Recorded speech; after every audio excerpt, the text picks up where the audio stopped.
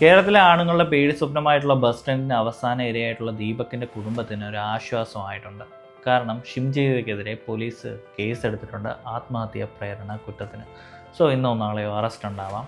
പക്ഷേ ദീപക് മരിക്കാൻ കാരണം ഷിംജിത മാത്രമല്ല, നമ്മളടങ്ങുന്ന ഒരു കമ്മ്യൂണിറ്റി കൂടിയാണ്. അതായത് സോഷ്യൽ മീഡിയ വിചാരണ ചെയ്യുന്ന ആൾക്കാർ. ഇപ്പോൾ ഈ കമൻറ്റ് ബോക്സിൽ ഈ നെഗറ്റിവിറ്റി ആണെങ്കിലും പോസിറ്റിവിറ്റി ആണെങ്കിലും കമൻറ്റ് ബോക്സ് ഈ പറയുന്ന പോലെ എൻഗേജിങ് ആകുമ്പോൾ വീഡിയോ റീച്ച് കൂടും. അതിലൂടെ ആ വീഡിയോ വൈറലാവുകയും ചെയ്യും.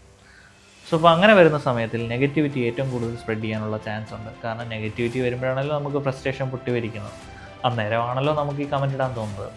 So instead of that just report that video better. Actually 4 പേര് കാണണ്ടല്ലോ ആ വീഡിയോ.